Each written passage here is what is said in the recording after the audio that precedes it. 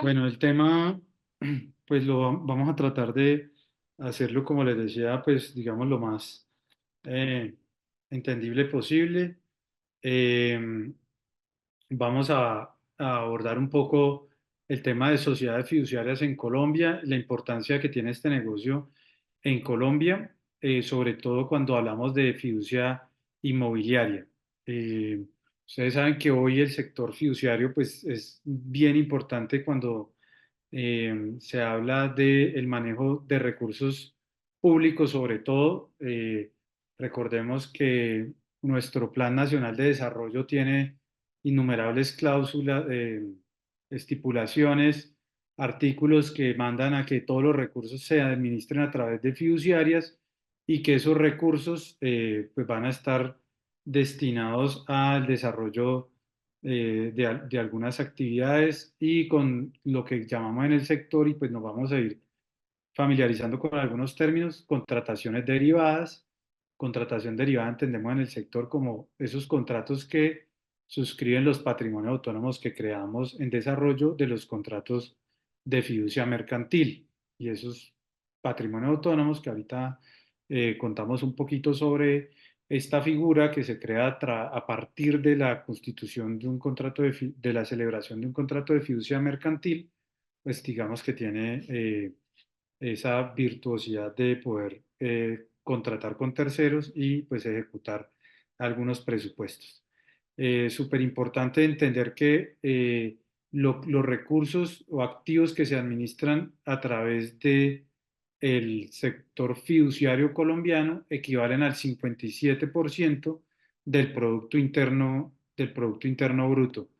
Es, pues, digamos, administración de recursos de terceros. Siempre la fiduciaria, distinto a los bancos, la fiduciaria administra recursos de terceros y pues digamos que, como lo vamos a ver más adelante, pues nunca se prevé que la fiduciaria se pueda apropiar de los recursos que le están entregando bajo su administración. Eh, Le hemos dado a esto un enfoque, digamos que muy actual, del tema de responsabilidad fiduciario en negocios inmobiliarios. Recuerden que hace, yo creo que ya después del año 90, ya para el 2000, se volvió una figura indispensable para el desarrollo de los proyectos inmobiliarios, el contar con negocios fiduciarios, porque nos permite articular propietarios de tierra, desarrolladores constructores, promitentes compradores, el sector bancario también que interviene en estos negocios, proveedores que se les paga directamente desde los patrimonios autónomos, y todo esto pues nos permite dar una herramienta que es confianza, confianza para que se puedan desarrollar proyectos inmobiliarios. Y pues sobre ese tema, el año pasado tuve la oportunidad de estar en COLAFI, que es el Congreso Latinoamericano de Fiduciarios, de Fideicomisos, y pues hablábamos de que en Latinoamérica esta figura de la fiducia pues viene ganando mucho tema y participación por precisamente, y pues que en Colombia funciona muy bien porque pues somos súper desconfiados. Entonces, como somos tan desconfiados, pues buscamos tener una fiduciaria, o sea, un tercero de confianza, vigilado en Colombia por la Superintendencia Financiera, con unas calidades que se exigen para poder ser fiduciario en Colombia, que dicho sea de paso, es que sea una SA, que esté constituida como una SA, y requieren un capital mínimo, que si no estoy mal estaba alrededor de los 10.000 o 12.000 millones de pesos para poder ser fiduciario con capital mínimo de esa magnitud. Eh, pues el hecho de que esté vigilado por la Superintendencia Financiera pues le da también pues confianza a todos los terceros que participan o intervienen en este tipo de negocios fiduciarios. Las fiduciarias pues deben acreditar para su constitución ante la Superintendencia Financiera requisitos de solvencia patrimonial y solvencia económica de parte de sus socios, lo que hace pues digamos que esto tenga también un filtro importante por el ente regulador.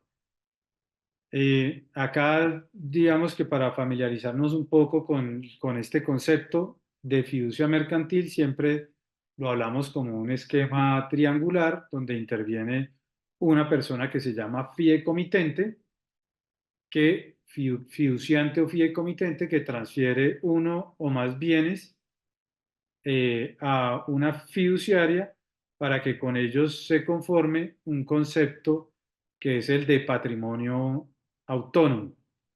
Eh, y eso se hace en provecho de un beneficiario, un tercero beneficiario, que puede ser el mismo fideicomitente u otra persona. Todo esto debe quedar plasmado en el acto de constitución y en la finalidad que se establezca dentro del fideicomiso.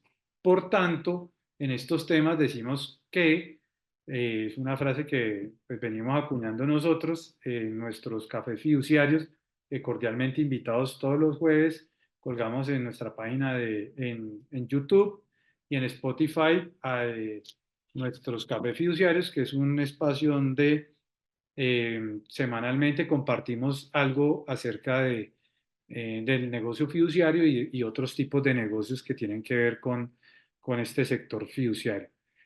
Entonces, la frase es que pues el negocio de fiducia mercantil no es un fin en sí mismo, sino un instrumento para realizar otros tipos de negocios y en esto pues digamos que en todos los sectores de la economía encontramos un negocio fiduciario.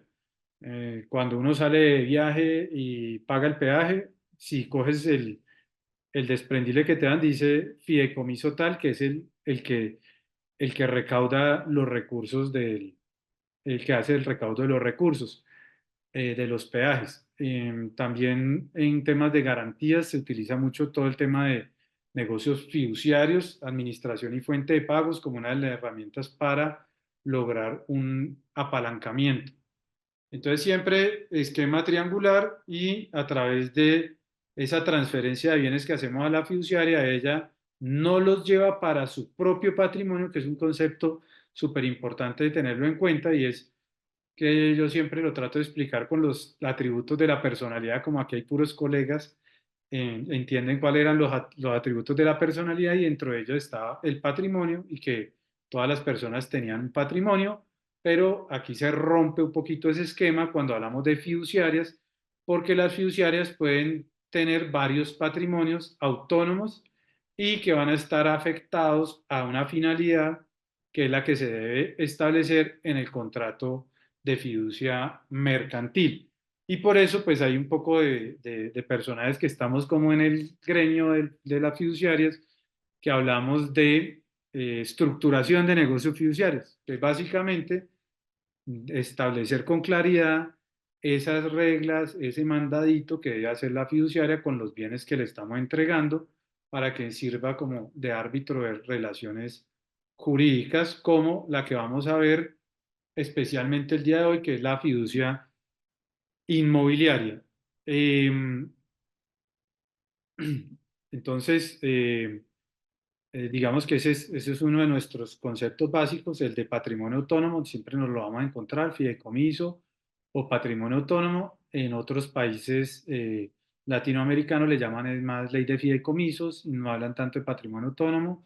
En algunos países como Ecuador, por ejemplo, los patrimonios autónomos son personas jurídicas y se quitaron todos los problemas con eso que tenemos nosotros hoy en la legislación colombiana, que es un panorama gris el tema fiduciario en Colombia en cuanto a reglamentación, porque pues como se constituye es un patrimonio autónomo, pues algunos no entienden que la personería para la ejecución de las actividades con los recursos o los derechos y obligaciones eh, que se realicen por parte del fiduciario en determinado negocio recaen es sobre esos bienes que están afectos a esa finalidad y no sobre los propios del fiduciario, de ahí que siempre se vuelva un tema disperso con nuestros colegas a veces cuando van a demandar, no saben si demandar a la fiduciaria o demandar al patrimonio autónomo, y digamos que ahí va un tipcito súper importante y es determinar si yo estoy buscando la responsabilidad del fiduciario porque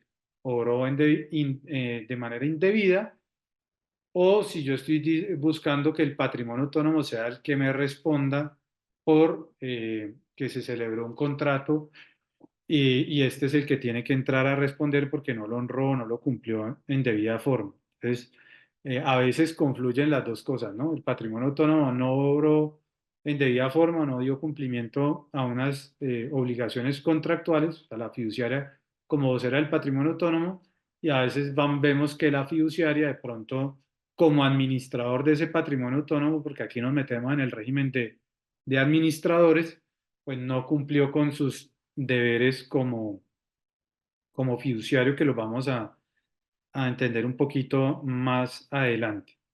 Entonces, pues aquí vamos a hablar de las obligaciones legales, unas obligaciones que trae el Código de Comercio, unas obligaciones profesionales que se han venido pues decantando por el hecho de ser administradores, eh, y pues lo ha venido reglamentando la Superintendencia Financiera a través de sus circulares, de su circular básica jurídica. Recordemos que en estos temas, en temas fiduciarios, tenemos que ubicarnos siempre en tres disposiciones fundamentales.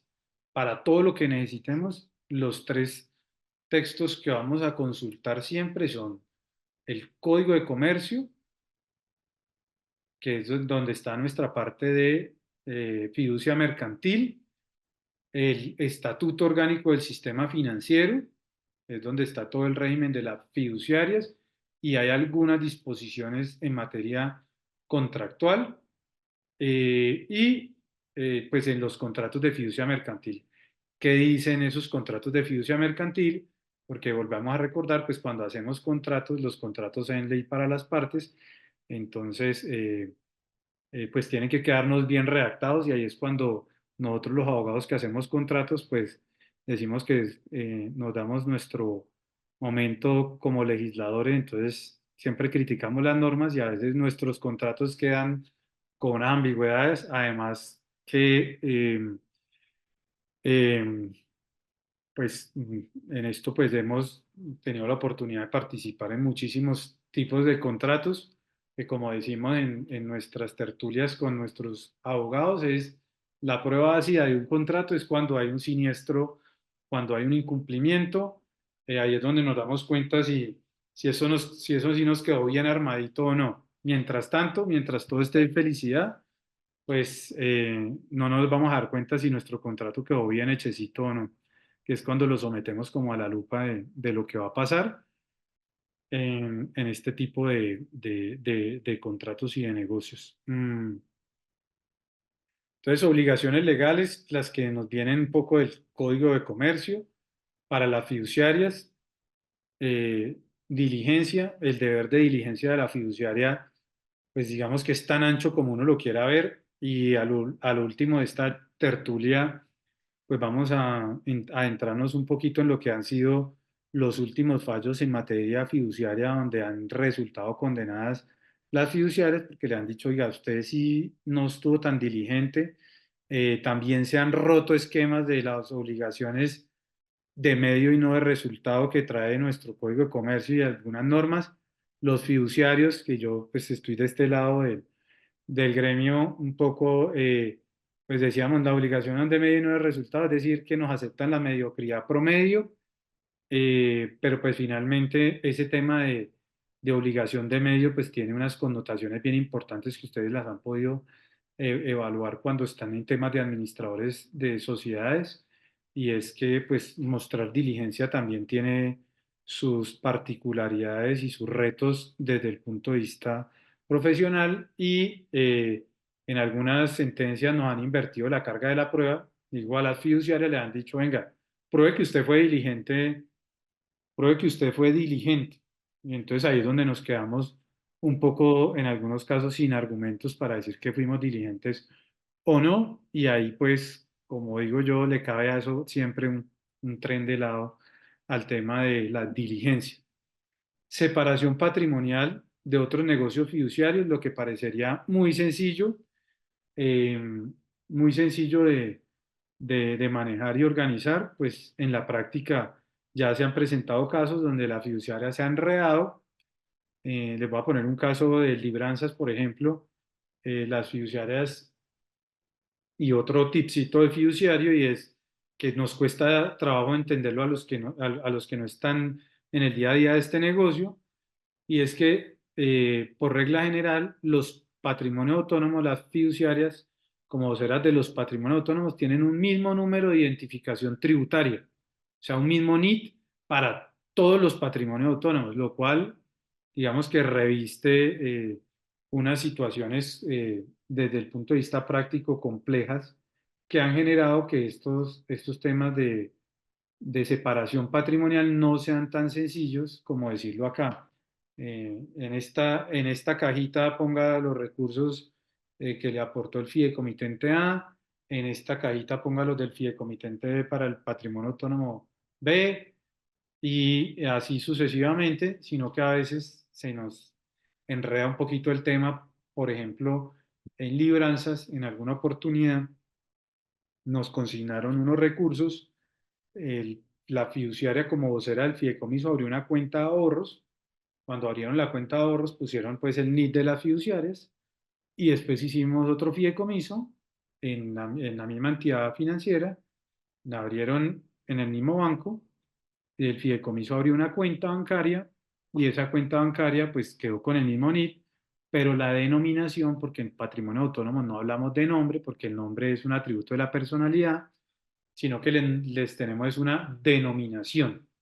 Les decimos, este patrimonio autónomo se denomina tal, pero no tiene un nombre. Pues es otro tema de, pues que ahí voy dando tipsitos, ¿no? Entonces, el patrimonio autónomo no tiene nombre, tiene una denominación interna que se le da en el contrato de fiducia mercantil, por eso es tan importante en todos esos negocios tener a la mano el contrato de fiducia mercantil para ver cómo se denomina ese fideicomiso y en este caso, pues cuando nos eh,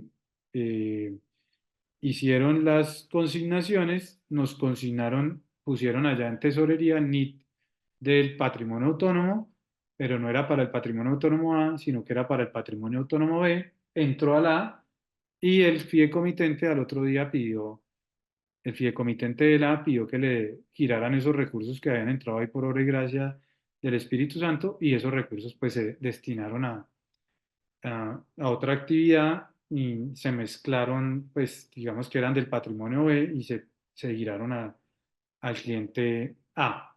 Entonces, pues digamos que esa separación patrimonial en la práctica tiene unos retos importantes que hemos venido tratando de trabajar. Lo tuvimos también en la Oficina de Registro de Instrumentos Públicos, hasta que después de muchas tareas logramos que pusieran ahí no fideicomisos fiduciaria X, sino fideicomiso administrado por vocera tal, y pues nos ponían ahí, aun cuando el número de identificación tributaria era el mismo. Cuando hacemos desde el punto de vista de abogados las búsquedas, las pesquisas de bienes de un fideicomiso, a veces nos aparecen, pues por número de identificación tributaria, pues todos los fideicomisos que hay en la fiduciaria, pero pues si llevamos al certificado de tradición y libertad, muchas veces ya de 15 años para acá ya aparece vocera del fideicomiso tal, porque en alguna época aparecía era el número de identificación tributaria de la fiduciaria. Pues digamos que tener en cuenta esos aspectos, súper importante. La fiduciaria tiene un tema de control de los bienes que tiene que estar siempre saber cuáles son los bienes, el inventario de bienes que le están entregando, tenerlo clarísimo para poder hacer sus rendiciones de cuentas. Protección de los bienes fideicomitidos, otra obligación legal de las fiduciarias. A veces en el mercado nos encontramos que la fiduciaria dice no, pero entonces fideicomitente, trasládeme los recursos porque llegó una demanda contra el fideicomiso y hay que contratar un abogado. Y el fideicomitente dice, pues no tengo recursos o abandonó el desarrollo del proyecto o no lo encontró, pero pues la fiduciaria sigue estando con esa obligación de defender los bienes fideicomitidos. Entonces nos metimos en este negocio, nos toca hacer la defensa y esa excusa de pronto de no habían recursos, no se podía, no obtenía, esa digamos que los jueces hoy por hoy la ven como con bastante recelo. Los bienes que le estamos entregando es para una finalidad específica, pero la fiduciaria tiene que buscar que esos recursos, otra que es difícil en la práctica, generen rendimientos. Y digo difícil en la práctica porque lamentablemente en el sector, aunque hemos venido trabajándolo desde otras perspectivas, hemos venido buscando que un papel más protagónico de la fiduciaria en la administración de bienes y no solo decir que es yo recibo instrucciones del fideicomitente y si él no me da instrucciones yo no hago nada. Para eso digamos que hay que estructurar bien esa primera parte que es establecer la finalidad del fideicomiso y la fiduciaria pues con reserva de si recibo el negocio o no lo recibo y si sí soy capaz de manejarlo o no soy capaz de manejarlo bajo esas indicaciones. Rendiciones de cuentas semestrales es la obligatoria, pero nosotros podemos pactar que las rendiciones sean más periódicas. Hoy por hoy las normas me obligan a entregar informes especiales. La fiduciaria dentro de sus obligaciones está la de llevar la contabilidad del patrimonio autónomo, entonces tiene que preparar los estados de situación financiera del negocio, que ahí tenemos otro reto grandísimo en materia de patrimonio autónomos y es un tema que manejábamos de transparencia fiscal y ahora se nos volvió también transparencia contable en la relación fideicomitente patrimonio autónomo. Relación fideicomitente patrimonio autónomo, hay transparencia fiscal para el tema de impuestos territoriales y impuesto de renta y transparencia contable, que es, ¿qué quiere decir? Que a pesar de que yo jurídicamente transferí los bienes, este es otro tema que es difícil de difícil digestión para los que no estamos no están en este negocio todos los días, y es que a pesar de que yo transferí los bienes bajo las reglas del Código Civil, al, para que se constituyera un patrimonio autónomo y hubo esa mutación de dominio, para efectos financieros de normas internacionales, yo, fideicomitente, tengo que seguir en mi estado financiero revelando que ese inmueble lo tengo como un activo. Y en las notas a esos estados de situación financiera pongo que ese activo lo tengo, ese bien inmueble lo tengo en un patrimonio autónomo administrado por una sociedad fiduciaria. Un tema ahí también, ahí voy dando tipsitos de este negocio para poderlo entender. Estos son deberes ya del fiduciario, más reglamentados a través de Estatuto Orgánico del Sistema Financiero y Circular Básica Jurídica de la Superintendencia Financiera, el deber de información. Entonces, cualquier situación que se presente con nuestro negocio, el fiduciario tiene el deber de informarle a los que participan en el desarrollo del negocio, deber de asesoría, que la hemos circunscrito desde el sector fiduciario mucho a fondos de inversión, pero también hay un tema que jala durísimo y es el tema de cuando están haciendo un fideicomiso, el propietario de la tierra pasándolo a una fiduciaria que no entiende bien el negocio, pero que le dijeron que tranquilo, que eso es súper confiable porque está en una fiduciaria y a veces el contrato, pues el señor que transfiere el inmueble, que normalmente son familias, pues no tiene muy claro el detalle del tema y lo que puede pasar con el negocio y a qué se está viendo, cuáles son los riesgos asociados al negocio que él está corriendo cuando está haciendo esa transferencia, sobre todo para el tema de desarrollo de proyectos inmobiliarios, deber de protección, el deber de lealtad y buena fe, este mecanismo por regla y principio también para que se lo graben ahí. Otra regla básica, no puede servir como un mecanismo para defraudar a terceros o saltarse reglas o inhabilidades que tuviera el mismo fideicomitente. Ejemplo, siempre nos llegaban y nos decían, por ejemplo, hay sociedades que plantean que ningún socio podrá tener más del 20% de participación en la sociedad. Entonces venía un socio que quería tener más del 20% y nos decía, venga, voy a constituir un patrimonio autónomo y que ese patrimonio autónomo sea el que compre esas acciones y yo quedarme con el 60% de las acciones de la sociedad o el 40% de las acciones de la sociedad, pero pues digamos que al final le decíamos, pues si usted es fideicomitente, pero además sigue siendo socio, pues esa restricción que tiene allá también la tiene acá.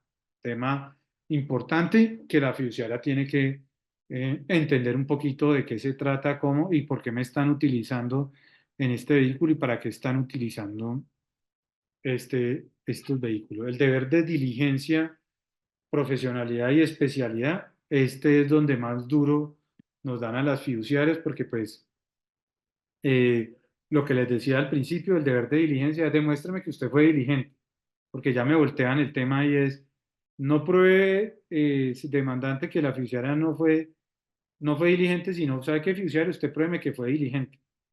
Pues pruébeme que fue un profesional en su negocio, que tomó todas las medidas que se requerían para que lo pudiera hacer bien y que usted como especialista de esto tuvo en todos los cuidados para que el negocio marchara bien, que va muy relacionado con el deber de previsión, que es el que yo le digo que es como tener la bola de cristal y tratar de saber qué puede pasar en 2, 3, 4 años que va a durar el negocio fiduciario. Sobre todo, todos estos temas, desde el punto de vista fiduciario, nos están pidiendo hoy en los juicios, nos dicen, muéstreme que usted cumplió con todos estos deberes. Muéstreme cómo cumplió con el deber de previsión, pero muéstreme es algo tangible, no que el que estructuró pensó en que esto era diligente, en que esto era la previsión, en que dio información y que tuvo unas charlas súper completas con la persona, pero no quedó evidencia y trazabilidad y ahí nos vamos un poquito a lo que nos toca siempre en el sector público y es muéstreme la trazabilidad de todo eso, qué fue lo que hizo, cuál es la evidencia de todas esas situaciones y en esto pues las contrapartes pues han sabido llegar a estos temas a decirle, usted no cumplió con el deber de información, no cumplió con el deber de asesoría, no cumplió con el deber de protección de los bienes fideikomitidos porque permitió que, por ejemplo, en el caso del constructor, que el constructor cogiera esos recursos para irse de viaje a Dubái y no para que se aplicaran en el proyecto y pues el siniestro se generó por esto. Ahorita hablamos un poquito de estos temas. Me dijeron que teníamos 1 hora, pero pues como toca hacer como bases un poquito para poder hablar de lo demás, me parecía importante traerles esto a colación, ¿no? Entonces se ha invertido un poquito la carga de la prueba en estos tipos de negocios y es que el, hoy nos dicen pruebe fiduciaria que usted sí cumplió con estos temas y ahí es donde pues ya devolverse y traer las evidencias, así las hayan hecho, que les digo algunas. ¿Lo hizo? Sí. ¿Y dónde está la evidencia? Ah, no la tengo. Ah, bueno. Entonces, como si no lo hubiera hecho. Porque aquí pues por testimoniales y demás nos queda muy difícil probar que sí se hizo. No, es que yo le dije al demandante esto, pues pruébelo y es muy complicado.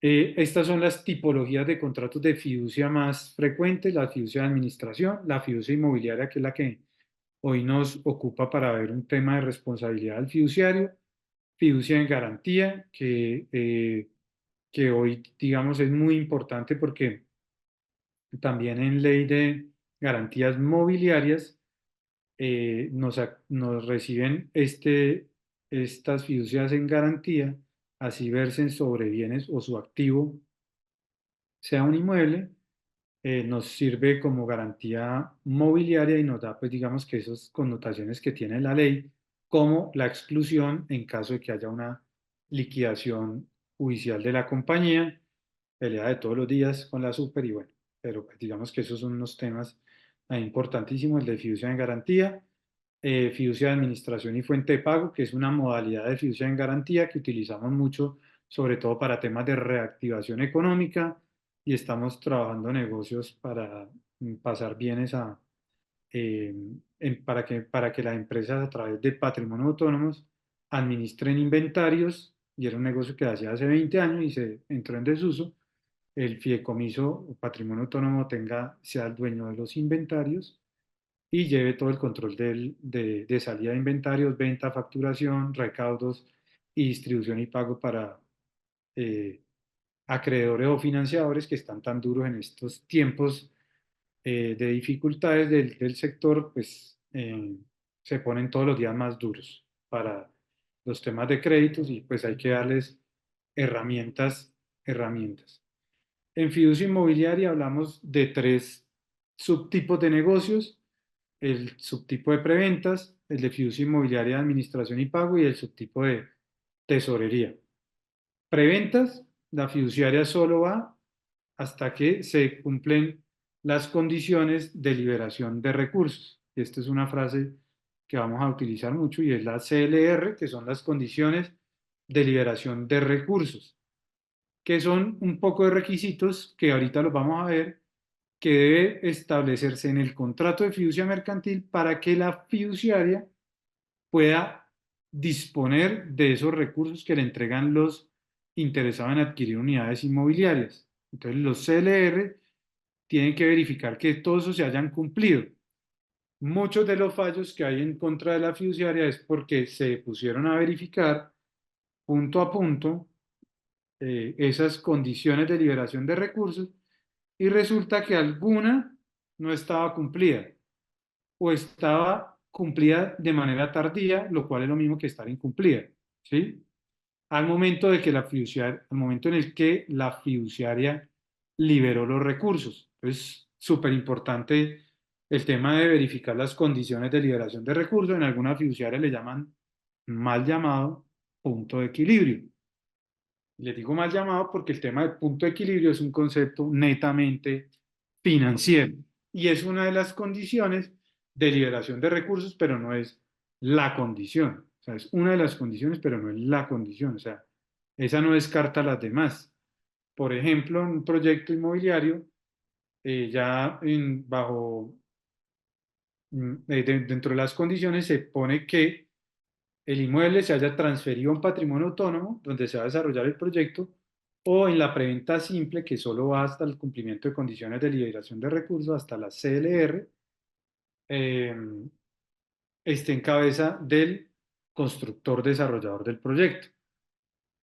En esos esquemas hay unos fallos contra fiduciarias donde le dijeron: fiduciaria, venga, pero muéstrame el certificado de tradición y libertad. ¿Cuándo cumplió el cliente la CLR? No, los cumplió el 20 de junio del 2015. ¿Y usted le entregó la plata al constructor? Sí. ¿En esa fecha? Sí. Pero en el certificado de tradición y libertad me aparece que el registro de la escritura de transferencia del inmueble fue el 25 de julio del 2015, o sea, casi un mes después de que usted liberó los recursos. Pues dice la oficial: sí, pero es que la escritura pública sí tiene fecha del 20 de junio de 2015. Entonces le dice: fiduciaria, pero es que a usted le dijeron que la liberación se hacía cuando estuviera el inmueble en cabeza del patrimonio autónomo y no está en cabeza del patrimonio autónomo a esa fecha. Pero está la escritura, sí, pero es que la escritura no transfiere la propiedad, no cumple con, es un título y no un modo, y mientras tanto, durante todo ese interregno, eh, durante ese lapso, pues el promitente comprador está expuesto porque el inmueble puede ser embargado o puede ser objeto de inscripciones de demandas o cualquier cantidad de cosas. Entonces además a usted le están dando una instrucción desde le están dando una instrucción fiduciaria de que un señor que quiere adquirir una unidad inmobiliaria le dice: tenga mi plata fiduciaria, manéjela en un fondo de inversión colectiva, pero sí, usted solo la puede girar si él cumple esas condiciones en este plazo. Si se pasa del plazo, me devuelve la plata con los eventuales rendimientos financieros que se hayan generado. Pues ese es un tema súper importante para tener en cuenta, es verifique las condiciones de liberación de recursos y por eso hoy por hoy las fiduciarias se cuidan mucho más que antes al momento de ir a mirar si se cumplen las condiciones de liberación de recursos. Pero estamos hablando de punto de equilibrio, que es uno de esos factores es uno de los factores que se establecen en el contrato, que es que se haya cumplido el punto de equilibrio. Y contrario a lo que en algunos contratos he visto, es punto de equilibrio, es punto de equilibrio. Eso uno no puede hablar de punto de equilibrio legal, punto de equilibrio técnico. O sea, el punto de equilibrio siempre es financiero. Eso del punto de equilibrio legal, eso, que alguien me explique eso, porque lo he visto en contratos y algunos colegas diciendo que el punto de vista legal y yo, punto de equilibrio legal, y pues el concepto de punto de equilibrio, y uno ve en temas de economía, pues es simplemente que con lo que me va a ingresar o con lo que me ingresa, yo tengo para construir, por ejemplo, en este caso, o para que me gusta poner el caso del restaurante, para que mi restaurante pueda pagar empleados, pueda pagar el arrendamiento, pueda comprar el mercado para poder cumplirle a mis clientes, sin que me dé utilidad. O sea, lo que me ingresa me cubre los costos. Eso es punto de equilibrio. Y en algunos contratos de fiducia, ya ve uno empieza a ver unos errores, uno terribles. Por ejemplo, eh, que se haya vi uno por ahí que es terrible y para que ustedes lo tengan en cuenta. Nada más con eso, pues ya es como fiduciaria, y ¿cómo puso eso en el contrato? Entonces, digamos que son cosas que hemos venido, estaba revisando, que no pasen. Y es, por ejemplo, ponen que tenga que las ventas que haya hecho, las preventas es que un interesado en adquirir unidades inmobiliarias va a la fiduciaria, abre un encargo de inversión en el fondo de inversión colectiva y le da unas instrucciones a la fiduciaria. Entonces, que esas preventas que tienen, que con esas preventas que hay, con esos recursos que se van a recibir, se cubran los costos del proyecto. Entonces, a veces me dicen, no, el punto de equilibrio es el 70% de las ventas. Y yo digo, pues, o le ponemos el 80, o le ponemos el 50, o le ponemos el 60. Yo digo, no, es que eso no depende de qué le quieran poner.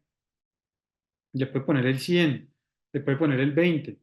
El tema aquí es si con lo que va a recibir construye el proyecto o no. Si con lo que va a recibir construye o no el proyecto. Y ese, digamos que es uno de los temas más gruesos y que ha sido, pues, digamos, de discusión en temas de jurisprudencia actualmente, y es cómo en un contrato de fiducia ponen que es el 70%, que cuando el constructor haya prevendido el 70% lo que equivalga al 70% de los costos directos de obra. Es decir, eso es mi contrasentido más grande porque pues finalmente eh, estoy diciendo que no tengo ni siquiera para cubrir los costos del proyecto y eso no puede ser un punto de equilibrio. Entonces, punto número uno es, una cosa es decir que el 70% de las ventas del proyecto y me toca ir a mirar el presupuesto y decir, venga, con esos 70% sí cubro los costos del proyecto, o sea, con eso construyo y termino, y el otro 30% es utilidad, o es el 80% y el 20% de utilidad, o sea, ahí es donde tenemos, digamos que una línea, y por eso estos temas fiduciarios tenemos que estar ahí con el experto en construcción muchas veces para que verifique desde el lado de la fiduciaria y desde el lado del demandante, que verifique cómo es que se estableció ese punto de equilibrio, que es siempre financiero. Pero, como les decía, la CLR, las condiciones de liberación de recursos son más allá del punto de equilibrio, porque además tiene la transferencia del inmueble, tiene un tema súper importante también que va atado a esto que le estaba diciendo del presupuesto y el punto de equilibrio, y es el flujo de caja. Y muchos de estos proyectos mueren por el flujo de caja. Es decir, cuando estoy explicando esto, le digo a la gente es, ¿usted cómo va a comprar la unidad inmobiliaria? No, mire, 20% recursos propios los voy a aportar, 30% va en subsidios, eh, y el otro 50% va en un crédito hipotecario de largo plazo. Listo, ese es el cierre financiero. Entonces le digo, bueno, ¿y cómo va a cubrir el subsidio y cómo va a cubrir la caja que no va a recibir, que es el 80% de esa caja? Entonces siempre viene la respuesta y es con recursos del fideicomitente o con un crédito constructor. Y ahí es donde también hay varias deficiencias en el desarrollo de los proyectos inmobiliarios y es que pues no tenemos ese aspecto cubierto y es de dónde va a salir el flujo de caja. Entonces decreto las condiciones de liberación de recursos, digo que ya se cumplieron esas condiciones de liberación de recursos, pero no tengo cubierto el flujo de caja. Entonces proyecto previsión, ¿no? Deber de previsión. Entonces, ¿usted cómo preveía que iban a pagar o que iban a terminar el proyecto inmobiliario si la gente solo iba a dar el 20%? Usted con el 20% del recaudo podía construir el proyecto. Fiduciaria, sí, lo hizo. No lo hizo. Constructor, cuando estamos estructurando el negocio con el constructor, ¿y dónde va a salir la plata para construir? Porque pues muy pocos, menos del 3% de los compradores de los proyectos inmobiliarios paga de contado.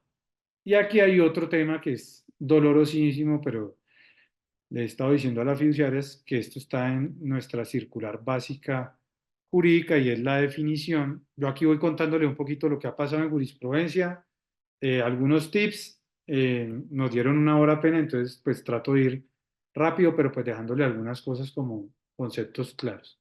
Condiciones de liberación de recursos. Uno de los requisitos es el punto de equilibrio, que es verificar presupuesto del proyecto, cuánto valen los costos directos de ese proyecto y si con las ventas que tengo lo asumo. Otro tema es el flujo de caja. ¿Cómo voy a cubrir el faltante de caja para poder terminar el proyecto? Y digamos que ahí la fiduciaria tiene que ser súper rigurosa en ese tema. Que el inmueble esté transferido al patrimonio autónomo o esté en cabeza del constructor. Ahora les decía, hay tres tipos de negocios de fiducia inmobiliaria. El de preventa, que es el simple que yo digo y es, llegaron a condiciones de liberación de recursos, las cumplieron, le entregué la plata al constructor y ahí para allá, fiduciaria no sabe qué pasa con el desarrollo del proyecto. El de administración y pagos, que es que vamos a ver ahorita, que es el completo, que es, tiene el lote y tiene la administración de los recursos desde el principio hasta el final del desarrollo del proyecto. Y el de tesorería, que es simplemente manejar la caja del proyecto desde el principio, o sea, desde la preventa hasta el final. En Colombia hay otro requisito que lo empato con esto y es dentro de las condiciones de liberación de recursos para el tema de fiducia inmobiliaria, es para el tema perdón, de unidades de vivienda, hay una cosa que se llama, o que se llamaba antes el permiso de ventas, que ahora se llama la debida erradicación de documentos para realizar actividades de enajenación de inmuebles.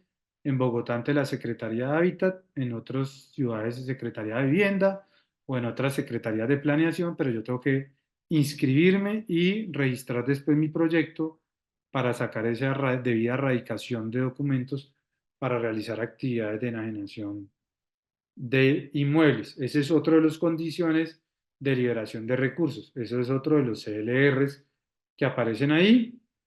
Eh, Hoy por hoy, digamos, cuando estamos estructurando, ahorita lo vamos a ver, y es que el constructor sí sea solvente y que tenga la capacidad para el proyecto que va a desarrollar.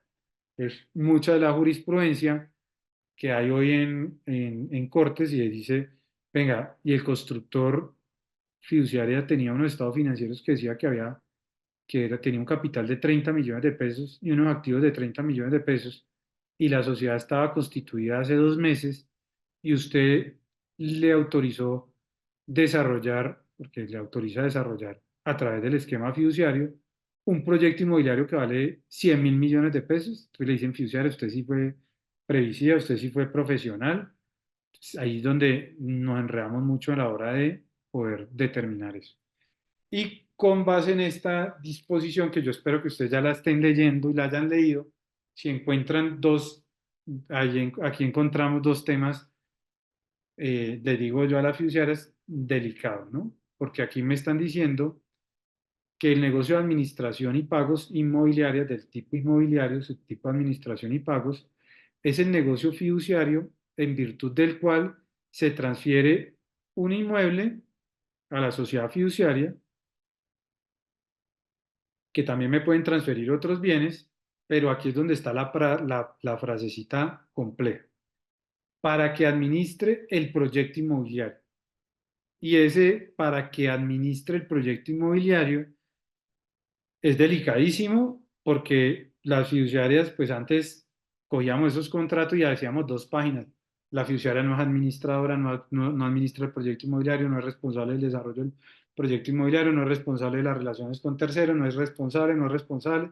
Y hacíamos hasta indemnidades, poníamos en los contratos de fiducia inmobiliaria y que todo el mundo nos mantendrá indemne, el comprador, el constructor, el fideicomitente, los terceros, proveedores, todo el mundo nos mantiene indemnes por cualquiera y pues digamos que todas esas cláusulas a partir del estatuto del consumidor financiero, que acuérdense que tenemos estatuto de consumidor y tenemos un estatuto especial que es el estatuto del consumidor financiero, que es básicamente lo mismo, pero pues aplicado a temas a temas financieros. Digo básicamente lo mismo y por allá alguno se retuerce y le duele el, y le duele el estómago, pero digamos que pues tienen cláusulas muy parecidas, unas variaciones ahí. Será objeto de otra charla que hagamos más adelante y es ese comparativo entre el Estatuto del Consumidor y el Estatuto del Consumidor Financiero y las disposiciones del Estatuto del Consumidor para el tema de consumidor inmobiliario que tiene unas especificaciones también ahí muy importantes, pero para efectos de nuestra tertulia de hoy hablamos siempre de Estatuto del Consumidor Financiero, porque aquí es, digamos que, buscando responsabilidad directa del fiduciario. Entonces, cuando aquí me dicen para que administre el proyecto inmobiliario, ahí es donde todos nos echamos la bendición desde el lado de la fiduciaria, porque ¿cómo dice esto que para que administre el proyecto inmobiliario? Si hemos dicho siempre que no administramos, aun cuando esta norma está hace más de 15 años en las circulares básicas jurídicas que las vienen cambiando, modificando, adicionando y les cambian de número, pero en el fondo los cambios que hay son más adiciones que cambios en terminologías y esta se nos fue. Pero al final, digamos que la defensa es decir que eh, de acuerdo con las instrucciones señaladas en el acto constitutivo. Entonces dice, ah, no, pero si administra el proyecto, efectúe los pagos asociados a su desarrollo de acuerdo con las instrucciones señaladas en el acto constitutivo. Entonces ahí dicen, ah, no, pero es que es con relación al acto constitutivo. Aquí nosotros como abogados, pues a esta norma la leemos, le miramos los puntos, las comas y le encontramos temas complejos porque pues finalmente, si es administración y pago, entonces digo, la fiduciaria administraba el proyecto inmobiliario y no solo, como decimos siempre, los recursos del proyecto y hacíamos giros a terceros. Aquí me dicen que hagamos pagos y aquí hay otra discusión grandísima en la fiduciaria y es, ¿ustedes hacen pagos o hacen giros? Giro es que me dicen traslade 50 pesos a la cuenta de tal, punto. Pagos es factúreme señor proveedor del negocio fiduciario, factúreme el del hierro, factúrele al fideicomiso y la fiduciaria le hace el pago, haciéndole las retenciones del caso y el IVA que haya que pagar, pues pagando el IVA también de los recursos que aparecen en el patrimonio autónomo. Aquí hay dos conceptos, pues digamos que delicados y es pagos y giros, que es una discusión que tenemos siempre en estos temas de negocios fiduciarios, y pues esta visión que le estoy dando es muy de hacia adentro de las fiduciarias a- hacia el negocio. Habrán otros que la miren más desde afuera, pero pues digamos que esta mirada es como una radiografía de lo que pasa adentro. Administre el proyecto inmobiliario. Entonces yo digo, ¿esto cómo dejamos que la misma superfinanciera lo pusiera en la circular básica jurídica? Y la fiduciaria puede asumir la obligación de efectuar la escrituración de la unidad resultante del proyecto inmobiliario. Puede asumir, pasa es que no asumirla, pues es un problema porque finalmente, pues si ella tiene en este esquema, tiene la propiedad del inmueble, pues cómo no va a hacer la escrituración de las unidades resultantes del proyecto inmobiliario. Que aquí entra otro tema muy importante, hablando de esos cierres financieros, y ese 3% que les decía que en los proyectos inmobiliarios compran compran los proyectos inmobiliarios de contado. Ese 3% que compra de contado es terrible porque pues se come todo el riesgo del desarrollo del proyecto inmobiliario. Es decir, paga de contado y espera que en unos años le transfieran sus unidades inmobiliarias con un agravante, que cuando hay crédito constructor, y aquí voy mandando tipsitos, cuando hay crédito constructor, y yo ya pagué desde el principio la unidad inmobiliaria completa, o sea, valía 100 millones de pesos, 200 millones de pesos, pagué la unidad inmobiliaria completa. Al final, si no hay recursos o si hay siniestro y no se le ha pagado al banco, el banco no me libera la prorrata porque la fiduciaria no prevé que si recibe esos recursos, pues debería hacerle pago de la prorratica al banco sobre esa unidad inmobiliaria y que esa ya quedara como chuleada para después poderla escriturar sin problemas, que es cuando hablamos de previsión, les digo, pero ¿será que me salvo de decir que hice una buena previsión o no frente a ese promitente comprador de unidad inmobiliaria? Entonces ahí van como nuestros temas. Eh, este es el esquema completo de fiducia, aquí como segmentadito, etapa de preventas, las condiciones de liberación de recursos, que les decía, ese permiso de ventas cuando se trata de vivienda. Hay que mirar sobre todo el flujo de caja. Fiduciario, ¿usted cómo previó el flujo de caja del proyecto? No, pues que pedí un crédito, que me dieran una carta de aprobación de crédito constructor. Pero entonces también se van a mirar la carta de crédito, de aprobación de crédito constructor y el banco le pone 1000 salvedades.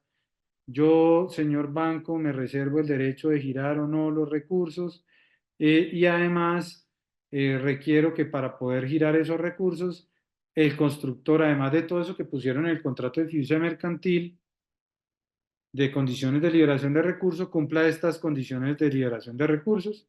La fiduciaria sale, le gira los recursos al constructor y después nunca le desembolsan el crédito nunca le desembolsan el crédito constructor. Eh, este es el esquema básico de ese contrato. Cumplimos condiciones de liberación de recursos. Ahí empezamos a hacer la construcción. Hacemos un reglamento de propiedad horizontal y después hacemos la escrituración de las unidades inmobiliarias resultantes del desarrollo del proyecto inmobiliario. Ese, digamos que es el esquema completo. Eso es lo que pasa en desarrollo de un proyecto inmobiliario y aquí pues la fiduciaria tiene la radiografía completa de lo que va a pasar y podemos, digamos que devolvernos en el tiempo y ver cómo lo hacemos. Por todo lo que ha pasado en el mercado, hoy las fiduciarias están siendo mucho más estrictas en recibir constructores. Algunas dijeron, no, yo no me meto en ese riesgo. Cerramos el departamento de fiducia inmobiliaria, cerrado totalmente. Ya no hacemos fiducia inmobiliaria, lo cual pues digamos que tampoco es muy alentador para el sector de la construcción porque pues esto mueve pues mucho de la economía. Aquí siempre en contratos de fiducia inmobiliaria vamos a ver el tema del concepto que ha manejado la Corte Suprema de Justicia con relación a contratos coligados, que básicamente son, son contratos que están coordinados y que se interrelacionan y tienen cláusulas o disposiciones que van buscando pues un mismo propósito, y en estos contratos de fiducia mercantil hay contratos, pues está el contrato marco de fiducia de inmobiliaria, pero como les decía, hay también una contratación derivada, que es por ejemplo los contraticos que firman los inversionistas, que antes se usaba un esquema que se llamaba vinculación como beneficiario de área. Ahorita se ha cambiado mucho por el tema de cartas de instrucciones o también en alguna parte del desarrollo por ya promesas de compraventa. Pero todo esto pues obedece a una finalidad específica que es que el tercero adquiere una unidad inmobiliaria. Entonces pues el análisis que se termina haciendo es sobre el marco contractual completo y no sobre una sola partecita de los negocios. Entonces hoy a la fiduciaria le están diciendo, vea fiduciaria, usted tiene que analizar el riesgo de cada proyecto. O sea, el proyecto que va a manejar tiene unos riesgos específicos asociados. Usted tiene que velar porque eso esté claro y usted los haya podido ver, o sea, metas en el desarrollo del proyecto. O sea, no me sirve que usted no es constructor, entonces usted no sabe esto, no, porque usted administra, como les decía ahorita, administra el proyecto inmobiliario, entonces pues ese riesgo lo tiene que tener claro. O sea, usted tiene que tener un profesional allá en la fiduciaria que sepa esto de construcción, porque usted no puede ir a decir, no, es que el punto de equilibrio lo estableció el constructor y yo no tengo nada que ver. Y la circular básica jurídica le dice además a la fiduciaria, le dice, usted tiene que verificar que ese punto de equilibrio no ponga en riesgo el desarrollo del proyecto inmobiliario. Eso no lo puede poner en riesgo el desarrollo del proyecto inmobiliario. Eh, pero pues también se cae sobre su peso con la explicación que les di ahorita del tema de punto de equilibrio, que es más ya el flujo de caja. ¿Dónde está el flujo de caja para poder desarrollar el proyecto inmobiliario? Condiciones técnicas, licencia de la curaduría, licencia de construcción debidamente ejecutoriada. Algunos contratos decían licencia de construcción, pero no decía que esa licencia debía estar debidamente ejecutoriada. Y pues como acá están los colegas, pues si no está ejecutoriada, le cabe que de pronto la impugnen y estemos con una inestabilidad desde el punto de vista legal. Entonces, uno de los requisitos de las condiciones de liberación de recursos es ese tema de la licencia de construcción debidamente ejecutoriada. La empresa desarrolladora, lo que les decía al principio, no puede ser una empresa que constituyeran hace 4 meses. En construcción, las constructoras, para no comprometer su constructora, digamos que la grande, y que no se llevara un proyecto inmobiliario la constructora grande, lo que se hizo durante mucho tiempo fue constituyamos una nueva sociedad, a esa nueva sociedad pongámosle un capital pequeño y que si se siniestró el proyecto, pues siniestró la sociedad y no se siniestró la matriz y no afectó el tema a la matriz. Eso digamos que al final pues le está diciendo la super verifique todas esas situaciones en la circular básica jurídica y hoy en los proyectos inmobiliarios y en los famosos proyectos inmobiliarios me han dicho, venga, pero sociedad con 30 millones de pesos de capital para hacer un proyecto de 400.000 millones de pesos. O sea, ¿usted qué análisis hizo ahí, fiduciaria? ¿Usted qué verificó? ¿Cómo miró el tema? No, es que son muy grandes, pero en Estados Unidos son grandísimos. Sí, pero en Estados Unidos, pero acá esto, o sea, ¿cuáles son los mecanismos para cubrir a los interesados en adquirir unidades inmobiliarias? Verificación de autorizaciones estatales. A veces aquí hay temas ambientales que sí tengan los temas ambientales, es decir, fiduciaria, y les digo a las fiduciarias, tengan allá alguien que sepa de construcción, porque pues, los constructores son muy hábiles y pues a veces el no conocer del negocio hace que ellos pues de alguna forma omitan alguna información. Eh, el tema de un buen profesional en el manejo de los negocios es lo que les he venido diciendo. Hoy se ha invertido un poco la carga de la prueba y es decir, fiduciaria, muéstreme que usted fue un buen profesional en el manejo de este negocio. Y cuando en estas acciones que se verifican, pues la fiduciaria tiene que hacer el análisis de riesgo y tener unas evidencias de que hizo todo ese análisis de riesgo de proyecto, de riesgo de contraparte de fideicomitente, y que después de todo ese análisis que hizo, decidió consciente y con las previsiones del caso, administrar y comprometerse a la administración del desarrollo del proyecto inmobiliario. Y pues esto implica unos temas desde la fase precontractual, desde la que llamamos nosotros estructuración en el argot fiduciario, verificar todas esas situaciones, eh,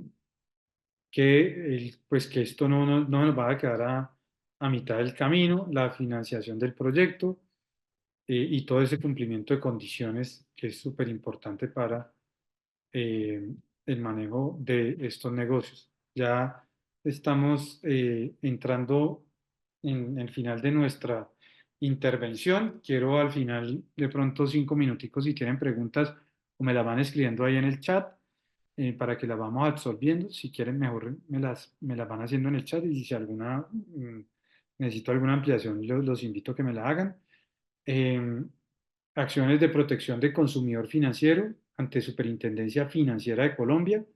Hoy la Superintendencia Financiera abrió también un centro de conciliación gratuito, muy interesante porque pues, nos permite tener un conciliador que sabe el negocio fiduciario en este caso.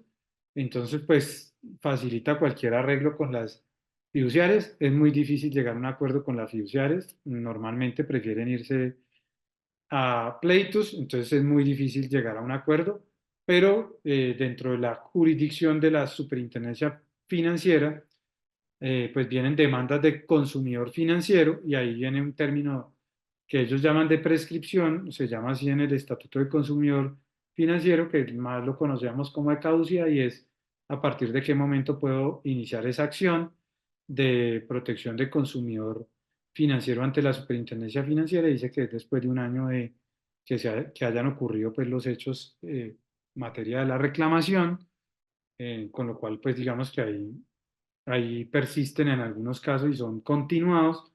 En algunos casos tuvieron lugar en un momento determinado y se extinguieron, pero nos vamos por allá por superfinanciera, pero solo podemos demandar en un caso de fiducia inmobiliaria a la entidad fiduciaria y no a el constructor. Últimamente, que yo no lo comparto porque siempre la super decía que los patrimonios autónomos no eran vigilados por la superfinanciera, por tanto, ellos no eran competentes para investigarlos administrativamente, pero tampoco eran competentes para investigarlos desde el punto de vista administrativo, jurisdiccional, pero últimamente hasta lo están vinculando a los procesos jurisdiccionales, aun cuando ahí, la verdad, yo todavía no he entendido esa parte y pues habrá jurisprudencia pronto sobre el tema de si la superfinanciera puede condenar un patrimonio autónomo o no, o solo debería atender acciones contra la fiduciaria.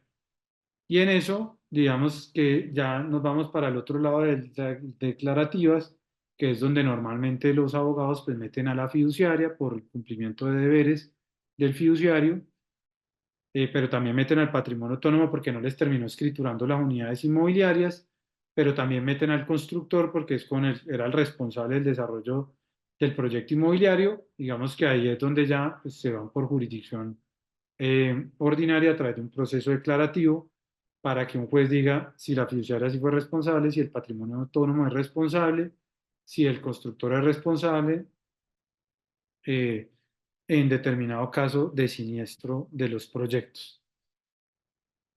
Estos son los temas que han venido revisando. El tema del interventor en los proyectos también ha sido como súper importante. Eh, eh, a veces en las fiduciarias, veo que aquí ya hay varias preguntas, entonces vamos a irlas absorbiendo. A ver, perdón.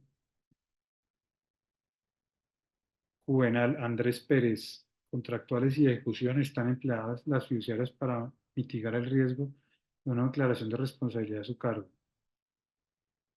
Bueno, prácticas contractuales hemos venido trabajando como el tema de, bueno, si yo le voy a girar unos recursos al constructor de anticipos, pues pidamos una póliza de buen manejo del anticipo, que es una práctica de los contratos estatales. Si lo va a girar, pues esa plata, y de los contratos privados también. Entonces llegué a punto de equilibrio y le giro 5.000 millones de pesos.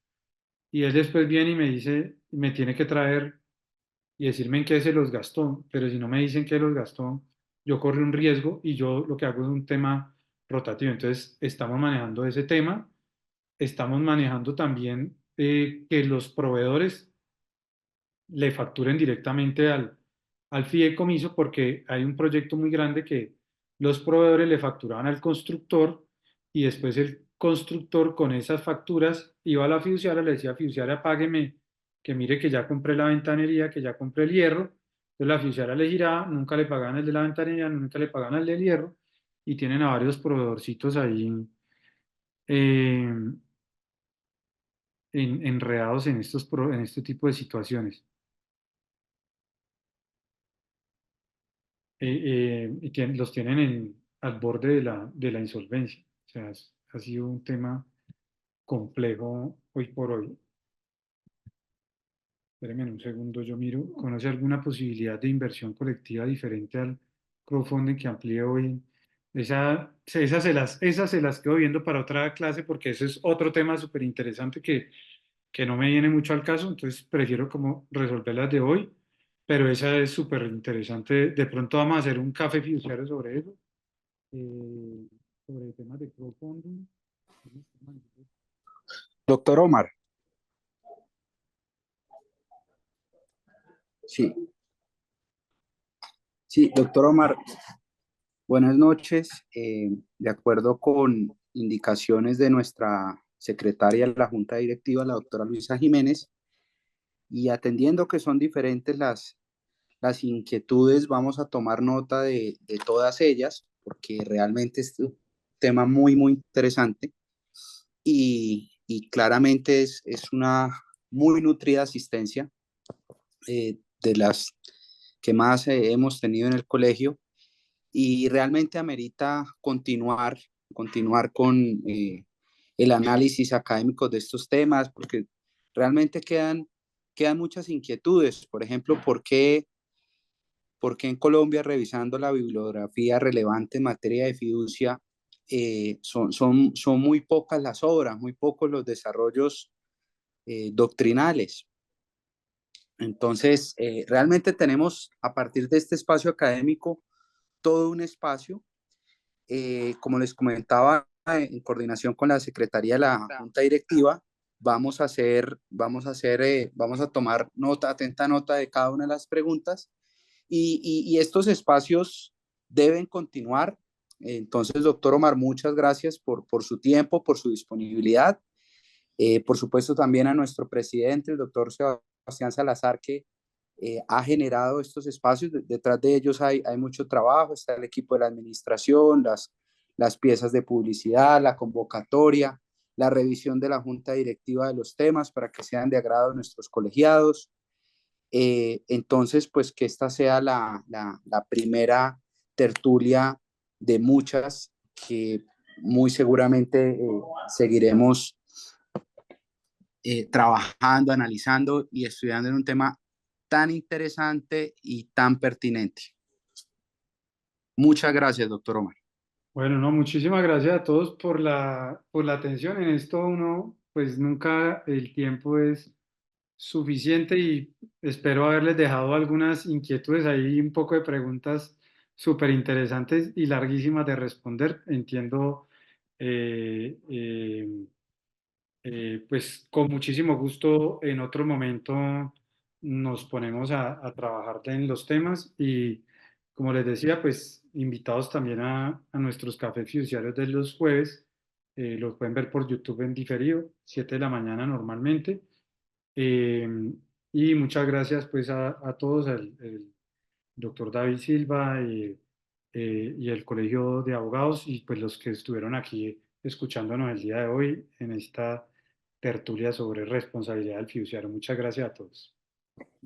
Por favor, a todos nuestros asistentes que tengan preguntas pueden enviarlas al chat o directamente al correo del colegio para consolidarlas y pues que sea los insumos y la materia prima de una próxima tertulia. Muchísimas gracias a todos por su asistencia. Doctor Omar, muchas gracias. Feliz noche para todos.